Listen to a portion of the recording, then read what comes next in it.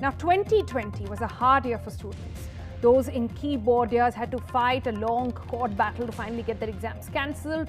Some were not happy with that as well. But the worst hit perhaps were those who were actually planning to get into colleges in that year, planning to study abroad as well. They were all left in a limbo.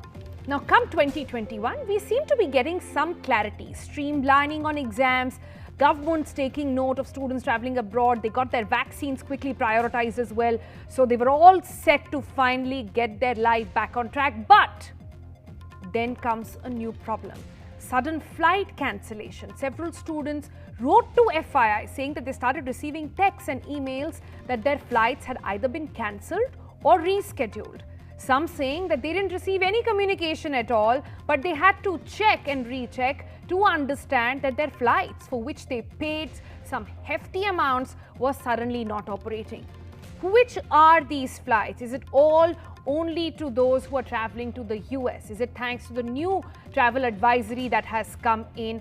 And why is the government not being able to, in fact, not just the government, even these airlines, not being able to communicate this properly to the students who are waiting very, very anxiously, some even in these COVID times, just days before their travel, rushing to the centers, trying to understand how to go on with their lives. That will be our focus on FII today, and we'll be joined by some of those students as well, who will be telling us their plight into what exactly has unfolded in the past couple of days. We'll be going across to them and we'll have some experts as well on the panel. But first up, let's get to our explainer and tell you some basics on how exactly things are going. Now, what are the current travel restrictions, especially if you're traveling to the States?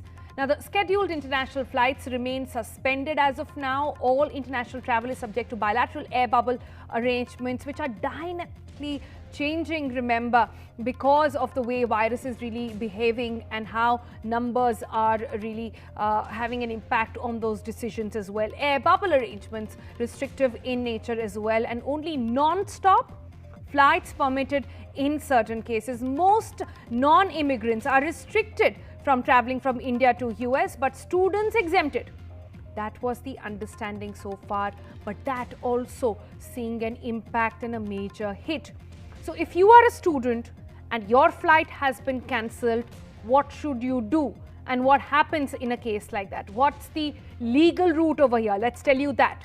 Well, first up, protection offered in case of cancellations. That's what the government has guaranteed. Rescheduling of flights as well should be guaranteed by your airline. And if they are not responding, the DGCA, which is sort of the body which is looking into all these complaints with airlines, etc., should give out a detailed guideline. In fact, if you go to the website, they already have rules and regulations based on cancelling, on rescheduling, and all airlines must be complying by those rules. If you're not, then they are in violation. Remember that. Also, flights from US to India and back, how exactly are they stacked up? Well, at the moment, or this is subject to change, remember, but I'm telling you what the norm is at this time. 14 non-stop flights from USA to India and back operate. 9 of them from Air India. 4 operate from United Airlines. 1 operate from Delta Airlines as well, but they use in France and other sort of airlines to actually do this entire change and transportation. But also, then let's look at the possible reasons behind this change in schedule. Now, we haven't been able to get a word from these airlines. No statements quite worryingly have come out from them. And this is something that impacts so many lives. And remember, so many students looking to travel abroad. But what are the possible reasons? We've got some for you. Not enough demand to sustain daily flights. That's number one that we are picking up from our sources. Competition from United Airlines on the New York and San Francisco routes. That's another reason. Objections from US governments over Air India schedules as well. That's another reason. And US generally is slowing down flights from India due to COVID-19 fears and constant update that's happening. That's another reason why these delays, rescheduling, and almost untimely cancellations also taking place. But as of this moment, can you travel to US if you need to join university on a M1 visa? That's the concern over here. Remember, these were people who were exempt from the other travel restriction. Now, students can travel if the start of their program is on 1st of August 2021 or later.